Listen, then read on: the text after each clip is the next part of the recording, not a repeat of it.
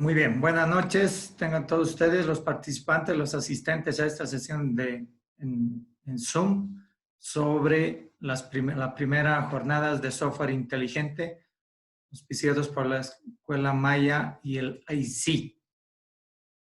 El programa de la conferencia de hoy, miércoles 27 de mayo, es sobre redes neuronales biológicas y artificiales, que estará a cargo del licenciado Ramiro Loza Herrera, quien en la actualidad es el jefe de la Unidad de Tecnología de Información en la Autoridad de Fiscalización de Electricidad y Tecnología Nuclear.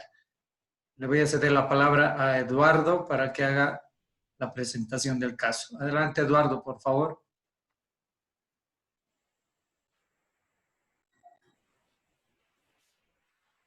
Muchas gracias, licenciado Juan Carlos Pérez, que es nuestro administrador del site. Y quiero saludar a todos los obviamente la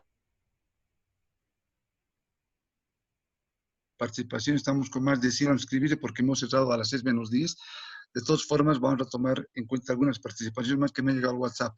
Quiero agradecer la gentileza enorme del licenciado Ramiro Loza Herrera por participar, que ese es prácticamente el chassis de lo que pasó ayer en el lanzamiento del blog del doctor Guillermo Choque. Esto va con la línea de la ICI y quiero presentarlo formalmente al licenciado Ramiro Loza. Él evidentemente es estudiante, ha sido estudiante y es licenciado en informática de la Universidad Mayor de San Andrés. Tiene una maestría en dirección estratégica en tecnologías de la información.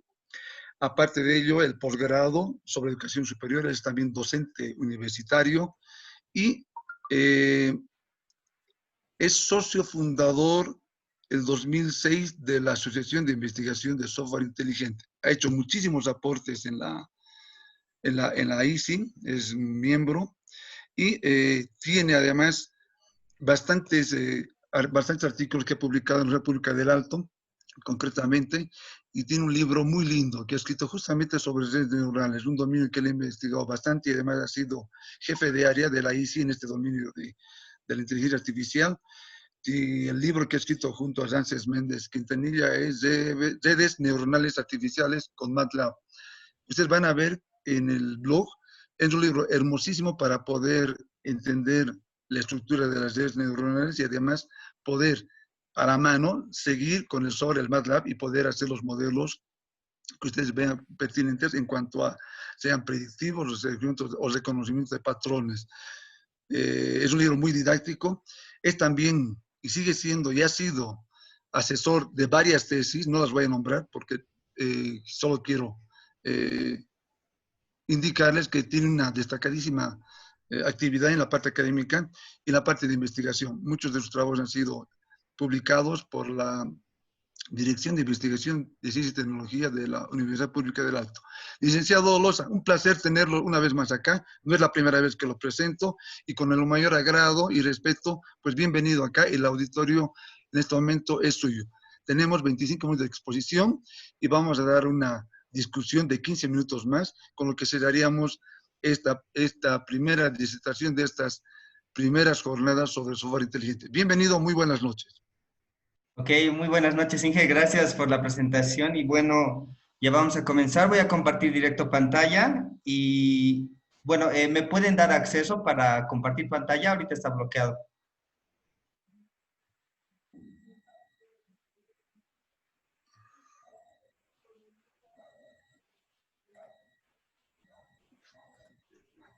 Ahora sí, adelante.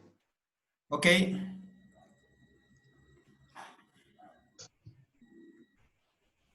Ya están viendo, ¿no? Pantalla. Perfecto.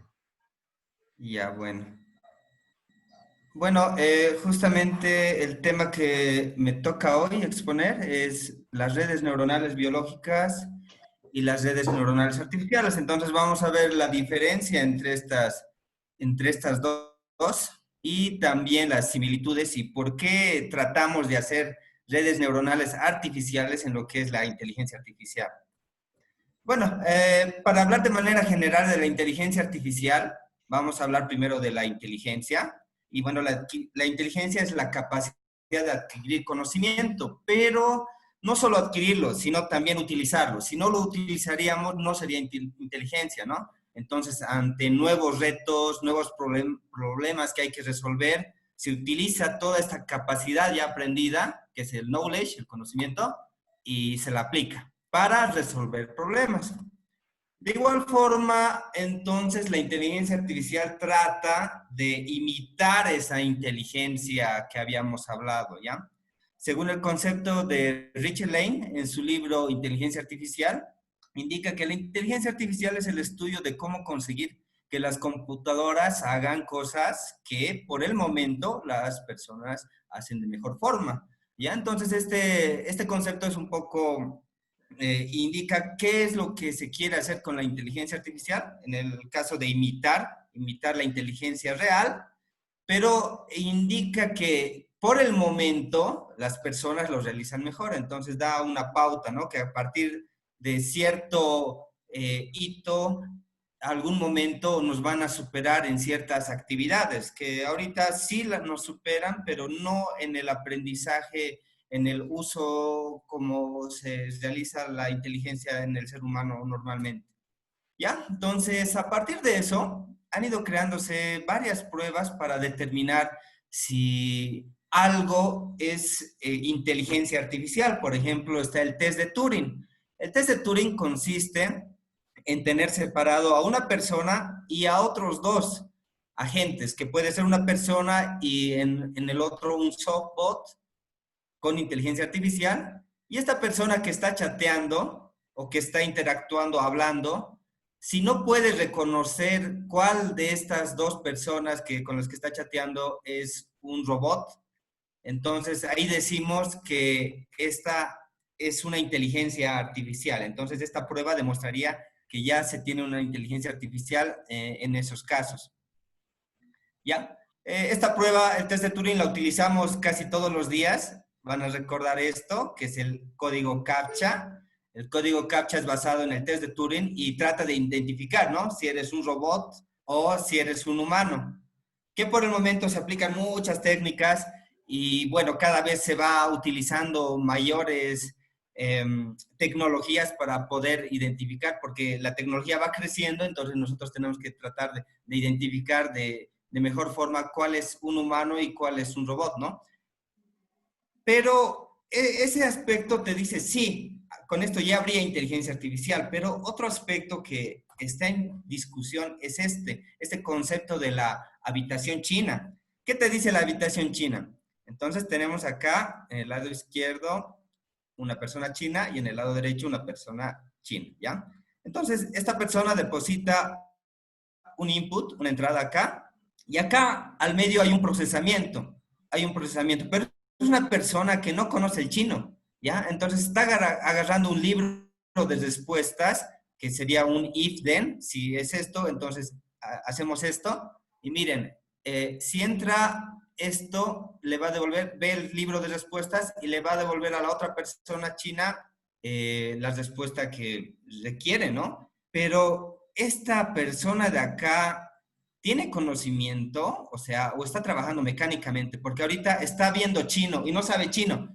Entonces, este es otro punto de discusión, si verdaderamente estamos haciendo inteligencia, ¿no? A saber que no está comprendiendo tal vez lo que se le está realizando, simplemente está realizando un proceso interno. Ya, de todas formas, eso sería para otro tema, el análisis, pero es para su conocimiento. La idea entonces de la inteligencia artificial es resolver problemas, al igual que la inteligencia normal, resolver problemas y resolverlos de la mejor forma. Ustedes, cuando tienen bastante conocimiento del área, leen los periódicos, tienen conocimiento en finanzas, etcétera, van a utilizar inteligentemente mejor su cerebro para tomar una buena decisión, ¿ya? Que fuera lo contrario, ¿no? Si es que no tengo conocimiento y digo, ya al azar tomaré una decisión. Entonces, ahí estamos hablando de una decisión inteligente, de un lado, y por el otro lado de una decisión no inteligente. Entonces, en la informática y en la matemática y en la estadística, nosotros conocemos los que son los heurísticos. Los heurísticos son conjunto de técnicas para resolver un problema. Pero este conjunto de técnicas son técnicas muy comunes, ¿ya? Por ejemplo, para hacer una búsqueda, un virus scanning, etc. Entonces, son resoluciones bastante sencillas que no tienen mucho conocimiento. Pero cuando ya hablamos de metaheurístico, que el prefijo meta nos dice más allá, entonces va a tratar de resolver esos mismos problemas, pero ya utilizando técnicas avanzadas. Entonces, respecto a eso ya se plantean paradigmas como las redes neuronales que estamos viendo, la lógica difusa, algoritmos genéticos, colonia de hormigas, agentes inteligentes, sistemas expertos, entre otros, ¿ya? Y inclusive tenemos algo que va mucho más allá, que es el hiperheurístico. Entonces, el hiperheurístico ya es agarrar lo que veíamos en el metaheurístico. Es decir, no solamente vamos a agarrar un tipo de resolución de problemas, sino vamos a agarrar todo un conjunto. Y no solo del área de informática, también vamos a agarrar del área de biología, física, estadística, química, todo lo que necesitemos para resolver un problema. Y a eso se llama un hiperheurístico, ¿no? Entonces es lo que la inteligencia artificial va apuntando a llegar. Ahorita estamos en esta etapa de metaheurísticos, varios problemas ya vamos resolviendo con metaheurísticos y posteriormente ya los problemas se van a ir resolviendo a partir de hiperheurísticos. Entonces, ¿qué problemas se enfrenta un ser humano y cómo los resuelve? Bueno, hay varios problemas que resolvemos y tomamos decisiones desde que nos levantamos hasta que dormimos, ¿ya? Entonces, simplemente es que todo el momento estamos utilizando la inteligencia, ¿ya? Todo el momento estamos utilizando el conocimiento que nosotros tenemos. En este caso, por ejemplo, parte de la inteligencia es saber asignar, ¿no? Patrones, en este caso palabras, a un significado. En este caso leo y yo veo pan y ya también me puedo imaginar cómo es un pan. Ya también tenemos lo que son la clasificación de acuerdo a características, colores, estructuras y podemos resolver en este caso este juego. Otro aspecto de la inteligencia es saber aprender. En este caso, bueno, es una bajada bastante difícil, podemos ver que es difícil y bueno, aplicamos la inteligencia al saber resolver, al practicar esto y reaccionar de manera inmediata. Otro es el reconocimiento de patrones y generalizarlos a partir de datos ruidosos, ¿no? Miren, a partir de estos datos ruidosos se puede ir armando cómo sería la cara de esta persona, ¿no? Entonces, nosotros vamos a aplicar siempre la inteligencia y de manera general vamos a aplicar ese conocimiento para resolver problemas de asociación, clasificación, formación de categorías, generalización, respuesta o reacción rápida y reconstrucción de patrones. Entonces, para aplicar todo esto, nosotros necesitamos una etapa previa que es el aprendizaje, es decir, necesitamos aprender esos elementos para poderlos aplicar, que se llama generalización en este caso de las redes neuronales. ¿Ya? Entonces, aprendizaje, adaptación y nosotros vamos a poder resolver los problemas. ¿Qué es el aprendizaje? El aprendizaje biológico es un fenómeno que, bueno, en el organismo se generan redes biológicas en este caso. Se colocan, se arman de acuerdo al conocimiento que uno ya va aprendiendo y distintos conocimientos que uno va aprendiendo, entonces se forman bastantes conexiones sinápticas. Entonces, en el cerebro, cuando se forman conexiones sinápticas, es decir, redes neuronales biológicas, es donde se va formando el conocimiento. Es por eso que cuando una persona sufre un accidente, un derrame cerebral, un choque, puede llegar a tener problemas en ciertos aspectos que ya haya aprendido. ¿Por qué? Porque sus redes neuronales han fallado. Pero eso no significa que eso sea un caso perdido, ¿no? O sea, se pueden volver a generar otro tipo de redes neuronales, otro tipo de aprendizaje, ¿ya? Acá tenemos una red neuronal y noten, las uniones entre las neuronas forman lo que es la sinapsis. Entonces, en la parte biológica, donde hay sinapsis, donde se han hecho sinapsis, es donde está el conocimiento. Pero no solo hablamos de 2, 3 neuronas, ¿no? Entonces hablamos de millones de neuronas que están conectadas y que tienen en su sinapsis el conocimiento. ¿Qué conocimiento? Los conocimientos que habíamos visto hace rato, ¿no? Reconocimiento de patrones, dar símbolo a contextos, el aprendizaje de reacción. Entonces, todo esto se asimila acá, en esta sinapsis. Ya. Entonces, las sinapsis están en todo el sistema nervioso central y las neuronas de igual forma, ¿ya? Entonces, nosotros vamos a tener la mayor parte de neuronas en el cerebro, ya en esta parte, pero también se distribuyen las neuronas en todo el cuerpo, ¿ya? No en la misma cantidad, pero son muy necesarias. ¿Por qué? Porque tenemos neuronas aferentes, interneuronas y neuronas motoras. Las aferentes son las que están conectadas con los músculos, ¿ya?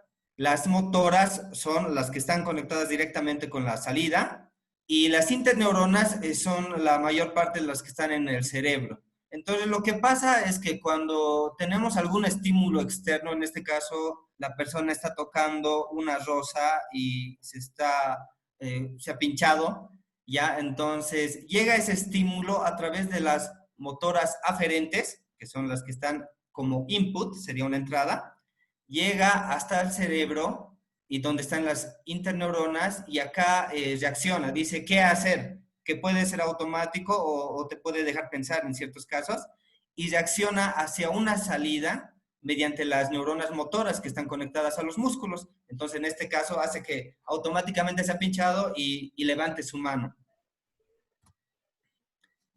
¿Por qué es importante esta parte del aprendizaje, no? El aprendizaje va a determinar la adaptación de los seres vivos, va a determinar cuánto más aptos en este mundo son. Por ejemplo, en la izquierda yo tengo un perrito que, bueno, está apto para el contacto humano, es decir, lo vemos bastante sociable, amigable y da ganas de acariciarle, ¿ya? Y en la derecha ya vemos un perrito que se ha adaptado a otra situación. Miren, puede ser un perrito que pueda estar viviendo en la calle, que necesita pelear para comer. Entonces tiene otro tipo de aprendizaje que ha tenido y que lo tiene que aplicar. Entonces el aprendizaje es importante para la supervivencia del organismo. ¿Y cuándo se aprende? Pues se aprende desde que ya están en la barriga de la mamá. Y bueno, todos los aspectos de ruidos, voces, etcétera, ya se van aprendiendo y se van generando estas sinapsis que habíamos visto hace rato. Se van formando redes neuronales de todo lo que van aprendiendo. Es decir, cuando un bebé ya nace, ya reconoce el sonido de la mamá, porque ya conoce su voz, ya ha estado 9 meses ahí, entonces ya sabe reconocer quién es su mamá, aunque nadie le haya enseñado, ¿ya? Entonces, desde ahí se va aprendiendo. Y otros medios de aprender, por ejemplo, son los juegos, los ejercicios, las lecturas. Acá tenemos el aprendizaje por imitación. Entonces, todos estos tipos de aprendizaje se entienden y se tratan de aplicar también en la inteligencia artificial. Hay algunos que funcionan de mejor forma y bueno, es eso. Ya, entonces, ¿cómo se aprende? Esto es para la parte biológica como la parte artificial. Tenemos estímulos externos. En este caso, nosotros vemos una manzana, podemos verla, podemos olerla, podemos saborearla, y eso se aprende, se generan sinapsis, ¿ya? Sinapsis, es decir, conexiones entre neuronas. Un dato externo es que tenemos alrededor de 10 a la 11 neuronas, 10 elevado a la 11 neuronas aproximadamente. Y las sinapsis que llegan a ser son aproximadamente de 10 elevado a la 14 o 10 elevado a la 15 sinapsis que se tienen sobre estas redes, cuando ya se tiene un cerebro formado. Ya, entonces, nosotros ahorita estamos aprendiendo este estímulo externo, lo aprendemos, es decir, generamos sinapsis, generamos redes neuronales y se genera una memoria para que pueda ser aplicada. Entonces, cuando ya he aprendido esta manzana, su olor, sus características, todo, yo ya puedo generalizar. O sea, no es que tengo que ver la misma manzana cada vez y para decir, sí, exactamente, eso es una manzana, ¿no? Que tenga el mismo peso, el mismo color, etc. Yo generalizo y ya puedo trabajar de esta forma. Veo esta manzana verde y la reconozco porque sigue perteneciendo a la clase de manzanas.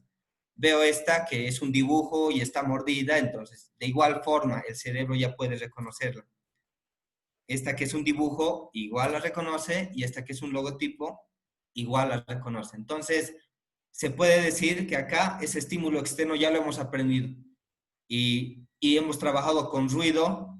Esto puede considerarse ruido, las nuevas características de estas otras manzanas.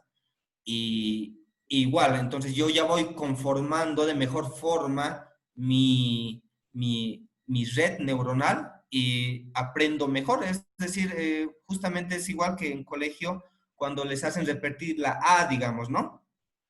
La A, y yo voy escribiendo en todo el cuaderno. Entonces voy reforzando ese conocimiento que tengo de la A. Entonces cuando yo vea otra A que ha hecho otro estudiante o que ha hecho el profesor, yo lo voy a reconocer que es una A. Entonces es esa forma que va trabajando el cerebro para realizar el aprendizaje. Ahorita hemos visto de lo general que es la red neuronal. Es que una red neuronal, ahí está el conocimiento. Una neurona por sí sola no puede resolver problemas muy complejos, como hablábamos de esta parte de reconocer una manzana, por ejemplo. Entonces tiene que ser un conjunto de varias neuronas, pero el elemento esencial de esa red neuronal es la neurona. Entonces es una parte muy importante en esto, ¿no?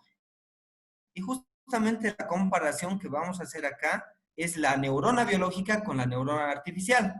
Entonces, trabajan bajo la misma lógica, por si acaso. Es decir, si yo puedo resolver un problema bastante sencillo con una neurona, entonces con un grupo y con muchas neuronas, yo podría resolver un problema mucho más complejo, ¿ya? Y de igual forma, en la parte artificial, con una neurona puedo resolver problemas simples y con varias neuronas ya problemas un poco más complejos.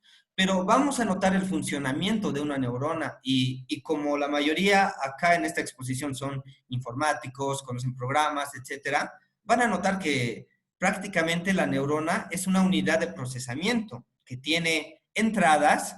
Aquí tenemos las dendritas, que son varios filamentos, noten acá, que reciben entradas, reciben un input, reciben una señal electroquímica del ambiente, de otras neuronas, y se procesa acá en el cuerpo de la neurona o núcleo, y aquí crea una señal de salida, una señal excitadora o una señal inhibidora, ¿ya? Entonces, de acuerdo a todo el aspecto electroquímico que ha recibido, genera una señal por el axón, que sería su salida, y manda a otras neuronas. O sea, esta dendrita es otra entrada de otra neurona. Sería lo mismo que tenemos acá, ¿no? Y igual solo que lo vemos acá en grande. Entonces, notemos acá que tenemos un proceso de entrada, hay un proceso y hay una salida. ¿No ven?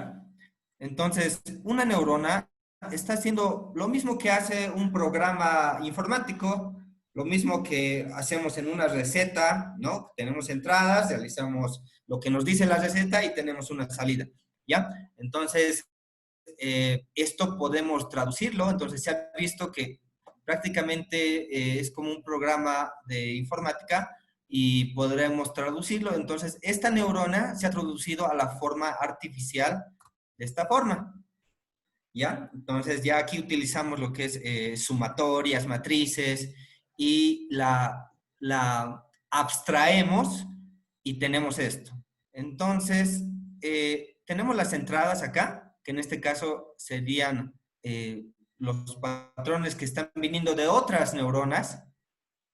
Acá tengo el procesamiento, que sería el núcleo o soma, y aquí tendría la salida, que sería el axón, que veíamos acá en la parte de la neurona biológica. Entonces, en la neurona biológica, habíamos visto más antes, que donde hay la sinapsis, donde se genera esta unión entre una neurona y otra, es donde está el conocimiento.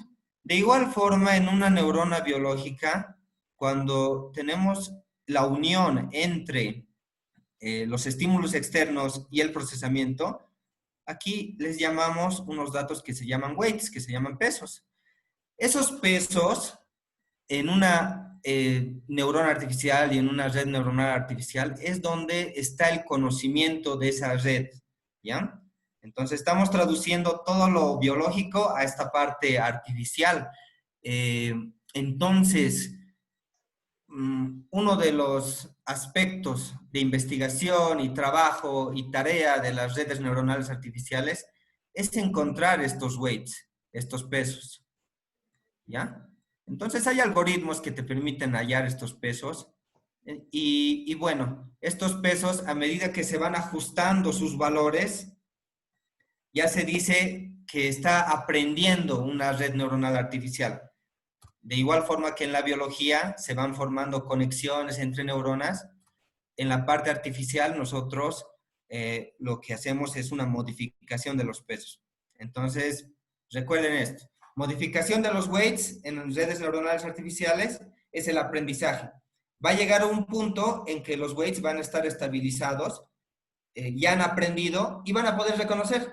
Igual que veíamos la manzana, esta red neuronal artificial con un patrón de imagen de la entrada de la manzana, o si queremos otras características más, y a través de sus weights, de sus pesos ya encontrados en una etapa previa de aprendizaje, va a poder reconocer la manzana verde, la manzana mascada, el logotipo, y va a decir, esto es una manzana, ¿ya? Y eso es lo que hace, en este caso, la inteligencia artificial respecto a las redes neuronales artificiales. Noten que muchas personas, incluyéndome, antes de realizar una tesis, teníamos miedo respecto al tema de inteligencia artificial, ¿no? Escuchamos inteligencia artificial y ya nos imaginamos algo muy complejo por las películas que hemos visto. Y no, es un aspecto bastante sencillo, solo hay que tener la mecánica general, la lógica general del problema, qué es lo que quieres hacer y simplemente es aplicar todas estas funciones que ya están hechas, no estamos inventando nada, sino están para aplicar. Por ejemplo, en MATLAB, hacer una red neuronal artificial, si ya tengo el conocimiento previo, obviamente, nos puede llevar media hora, 15 minutos, dependiendo de qué es lo que queramos hacer, ¿no? Porque en MATLAB se puede definir una red neuronal artificial en 11 líneas de código, más o menos, porque ya utiliza todas las funciones que ya tiene los toolboxes de MATLAB y ya está, solamente es comprender. No muy aparte sería que yo quiera realizar esas funciones internas, que están los algoritmos, pero si ya están, entonces simplemente los podría utilizar. Ya, entonces, es por eso que tenemos la red neuronal biológica y la red neuronal artificial respecto a una comparación. Entonces, en la neurona tengo una señal proveniente de otras neuronas. En la neurona artificial tengo inputs, que serían las entradas, y también tengo los outputs, que serían las salidas. Tengo en la biológica los mecanismos de descarga y la frecuencia de descarga. En la red neuronal artificial sería una sumatoria y se aplica una función que se llama función de transferencia. Entonces, esta función va a determinar si va a ser de un carácter excitador o inhibidor de acuerdo a una función y a un límite, ¿no? A un umbral. Si supera un umbral, entonces manda una señal fuerte a todos. Si no supera el umbral, manda una señal débil. Entonces, luego tenemos en la red neuronal biológica un punto muy importante que es la sinapsis, donde está el conocimiento, y en la red neuronal artificial serían las conexiones, que serían los weights, que lo veíamos acá, ¿no? Esta parte corresponde a la unión de las neuronas y entre otras neuronas.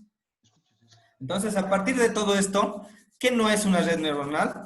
Bueno, no es un intento de entender el sistema biológico ahorita, porque en inteligencia artificial lo vemos de otra forma.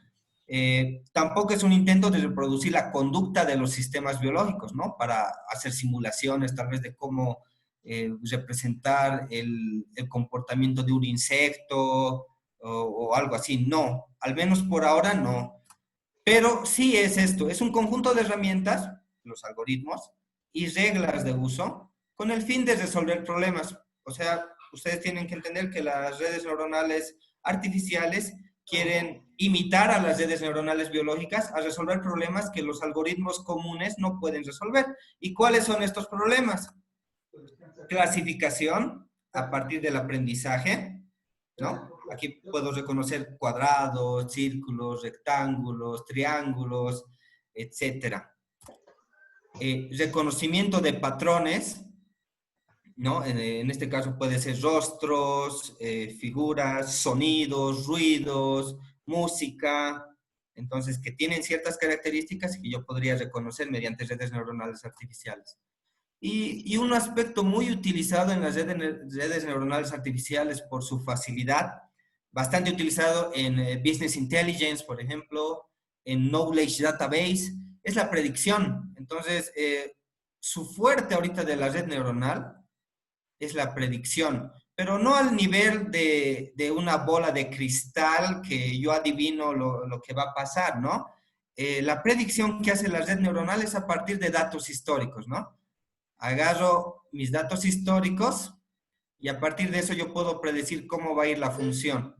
Entonces la red neuronal aprende cómo han sido los sucesos anteriores y a partir de eso podría predecir a futuro y tiene buenos resultados en esta parte.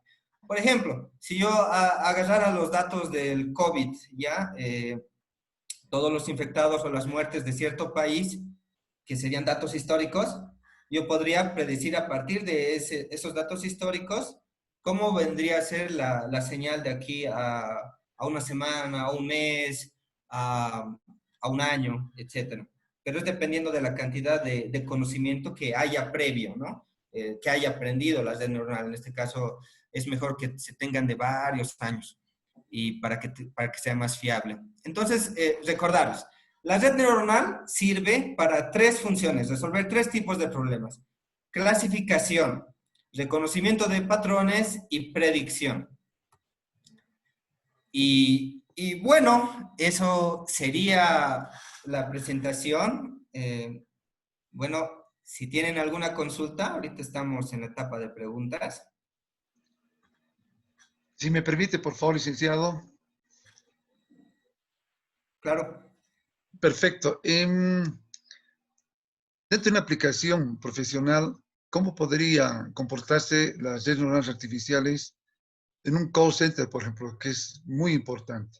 Tener estaciones de servicio significa a la empresa tener más erogación de gasto económico, pero sí podría tal vez ver la forma de optimizar esto y cómo poder utilizar las redes neuronales justamente para que pueda en el tiempo poder decir la cantidad de llamadas que podría tener en ciertos intervalos de tiempo.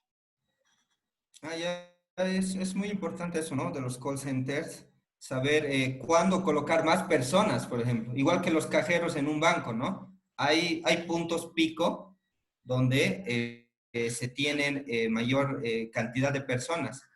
Pero, bueno, por ejemplo, en mi experiencia en call center, por ejemplo, del sector eléctrico, que es donde trabajo, ¿ya? El call center del sector eléctrico va a recibir muchas llamadas cuando hay un corte en cierto lugar, ¿ya? Entonces, eso no se puede predecir de una manera muy exacta, pero si analizamos bastante información en pasados periodos, o sea, de muchos años, si tenemos toda esta información histórica, podemos prevenir ciertos picos que podría tener. O sea, nosotros, si miramos las las gráficas normalmente no vamos a poder encontrar de manera visual todo ese conocimiento que está en esa data histórica. Y eso también es parte de un data mining, ¿no? La minería de datos, que también se utiliza en las redes neuronales. Entonces, la red neuronal va a agarrar ese conocimiento que no estamos viendo tampoco, entonces podría determinar de mejor forma, por ejemplo, dónde vamos a tener un pico, qué días, y a partir de eso nosotros, como humanos, tomar decisiones, ¿no? Colocar más personas, tal vez, o habilitar más centros de llamada, cosas así. Se podría. Podría ser una buena tesis. Perdón, termino con esta pregunta, disculpen. Licenciado Loza, los modelos de predicción respecto a los modelos de proyección, ¿cómo van? ¿Cuál es más exacto? La diferencia, por favor. Miren, noten que en esta parte el otro usa netamente matemáticas, ¿no? En esta igual estamos utilizando matemáticas y funciones, pero están tratando de imitar el funcionamiento del cerebro. Entonces, las redes neuronales tienen ventajas, como también tienen desventajas, ¿no? Si hay datos incorrectos en estos modelos de predicción, eh, por ejemplo, el consumo de energía, justamente con esto del COVID, que todos están en su casa, se ha elevado bastante, ¿no ve? Y es algo que no es usual. Entonces, una red neuronal de aquí a otros años puede agarrar todos esos datos que ha pasado, que ha sido algo inusual, y puede sacar una tendencia un poco más aproximada a los siguientes años, a pesar de que ha tenido este comportamiento bastante inusual. Pero una proyección de manera normal tiene problemas en esa parte, ¿ya? Pero en una proyección, lo bueno es que puede trabajar con pocos datos. En red neuronal necesitamos bastantes datos históricos. Esa es una limitante. Ahora, cuando en Business Intelligence estamos tratando de hacer esta predicción, se utilizan las dos técnicas. O sea, no se cierren a que la inteligencia artificial con redes neuronales es la mejor o que proyección es la mejor, sino utilizar en ciertos casos una y en otros casos la otra. Está para los dos. Es dependiendo de la situación. Gracias. Bueno, del público, ¿alguien Hola. más? Hola. Sí, por favor, disculpa, licenciado Loza, buenas noches, soy el ingeniero Villagómez, docente de la Universidad Gabriel René Moreno de Santa Cruz. Okay. Yo hice una maestría en la Universidad de Murcia en la cual estudiamos nosotros la parte de la web semántica. Su explicación, que por cierto es muy buena, me recordó a bastantes conceptos que nosotros estudiamos. La pregunta es la siguiente, licenciado. ¿Usted considera que los avances de la web semántica han servido para los avances de las redes neuronales que usted nos comenta hoy en día? ¿Para las redes de qué, perdón? No te escuché bien. Para las redes neuronales que usted nos está comentando hoy día, ¿usted considera que los avances que han tenido la web semántica ha contribuido en los avances del área que usted nos comenta en cuanto a redes neuronales? Yo le veo al revés, o sea que las redes Al neuronales revés, han contribuido al área de la web semántica respecto al al revés sería, knowledge, ¿verdad? al conocimiento. Sí, al revés sería. Perfecto. Sí, porque estuve asociando muchos de los conceptos que usted decía, entonces yo quería saber desde el punto de la web semántica hacia su área que usted comenta. Entonces, en realidad viene a ser al revés. Es al revés, porque la web semántica en ciertos casos utiliza los sistemas expertos y los sistemas expertos para mejorar su capacidad y ser un hiperheurístico, que hemos visto que era un hiperheurístico, utiliza la lógica difusa, utiliza las redes neuronales, inclusive algoritmos genéticos y agentes inteligentes podría utilizar, si es que se diera el caso. Correcto. Entonces sería al revés. Correcto. Muchas gracias, licenciado. Muy Listo, buena su estimado. exposición. Un gusto.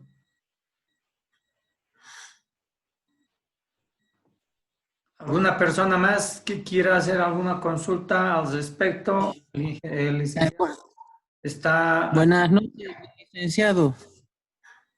Una consulta. Usted habló, claro, de redes neuronales, ¿ya? Y en ese campo, aplicando las redes neuronales con el machine learning, aplicando ambas cosas, en cuestión de velocidad, ¿cómo sería el resultado, digamos? De igual forma, el Machine Learning utiliza redes neuronales, utiliza técnicas de redes neuronales. Ahora, es que hay varios tipos de redes neuronales, ¿ya? Y escoger una estructura con las neuronas precisas, es decir, para un problema simple yo no podría utilizar, digamos, 20 neuronas. Por ejemplo, para Claro. resolver problemas como el AND, el OR, el XOR, solamente necesitamos una neurona de procesamiento, ¿ya? Y Sí, si aumentamos más neuronas, no funcionaría, ¿ya? Entonces, hay técnicas que te permiten bueno, encontrar una estructura adecuada para un problema, que son las que van de lo general a lo particular, es decir, te das muchas neuronas y vas cortando, o te das pocas y vas aumentando. Entonces, a partir de esas características, recién encuentras una red neuronal óptima. Ahora, en Machine Learning, internamente igual requieren de encontrar una estructura óptima para esto. Entonces, mira, es más de parte de quien esté utilizando o creando la red neuronal para resolver el problema específico. Entonces, mira, va a depender mucho del usuario en esta parte y también del problema.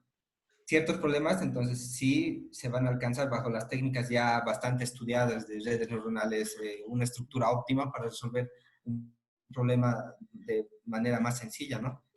Entonces, sería cualquiera de las dos en este caso, estimado. listo, muchas gracias. Listo, estimado. ¿Alguna otra persona que quiera hacer uso del micrófono para hacer una consulta? Buenas noches, licenciado. Buenas Quisiera noches. preguntar, ¿qué lenguajes de programación se puede utilizar para crear una inteligencia artificial? Cualquiera. Porque la inteligencia artificial, en los libros que tú vas a leer, te da algoritmos. Tú traduces esos algoritmos, los entiendes y puedes hacer tus funciones para poder hacer lo que es inteligencia artificial. Pero para fines didácticos y de fines de comprensión, yo recomiendo utilizar todos los toolboxes que tiene MATLAB. MATLAB ya tiene lo que es redes neuronales, lógica difusa, algoritmos genéticos. Entonces, para fines didácticos y de fácil comprensión, yo les aconsejo ingresar con MATLAB primero y posteriormente, si ustedes ya ven la necesidad de implementar algo en un sistema mayor, podrían utilizar otro tipo de librerías, otro tipo de lenguajes, ya para aplicarlas en el ámbito laboral, porque MATLAB, noten que es a nivel de investigación y simulación, no te presenta la parte técnica para ya aplicarlo a un sistema real, ¿ya? Entonces, iniciar con MATLAB, te aconsejo, y luego recién ya ver otro tipo de herramientas. Para esto, de redes neuronales, algoritmos genéticos y lógica difusa especialmente. Muchas gracias.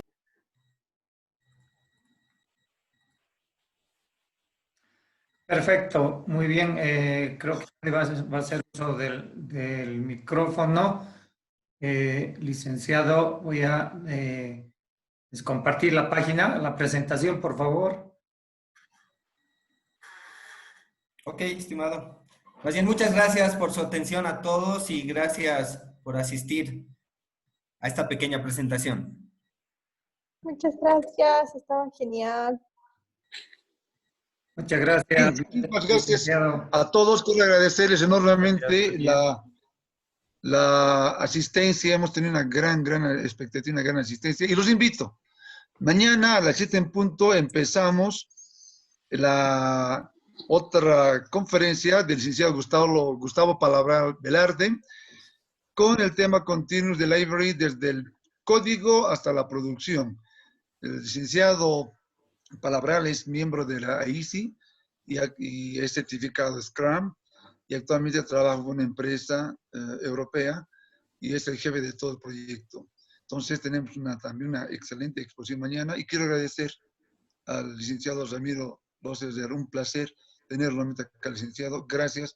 Es un científico bastante joven y ha hecho muchos aportes a la ICI y he leído también todos los artículos que en la ICI ha escrito. Muchísimas gracias por su gentileza. A todos los participantes, los que se han conectado, hemos tenido realmente mucha gente, mucha expectativa, ha demandado mucho nuestro tiempo, pero lo hemos hecho con el mayor cariño. Quiero terminar esta primera sesión de las jornadas de software inteligente enviándoles un caluroso saludo del doctor Guillermo Choi, que hace un momento acaba de comunicarse con mi persona y está muy agradecido y está muy feliz de que todos podamos contribuir a absorber más conocimiento, en este caso sobre las redes neuronales artificiales. Licenciado Loza, nuevamente muchas gracias y a todos, muchas gracias a nuestro administrador de la plataforma Zoom, licenciado Juan Carlos Pérez, un abrazo grande, gracias por la gentileza, el cariño y los vemos mañana. Un abrazo, buenas noches a todos. Buenas noches, muchas gracias. Buenas Gracias por noches. asistir. Chao, Ramirín. Gracias, Chao, Inge, Camilex. capo. Chao, chao. Chao. Chao, Inge. Chao, Inge. Chao, muchas gracias. Gracias, Moni. Muy bien, voy a proceder a desconectarme. Muchas gracias por la participación de todos. Muchas gracias, licenciado Loza. Nos escuchamos mañana. Gracias, un gusto. Y será publicado y se les enviará a la dirección donde se publique, por si acaso. Muchas gracias, buenas noches.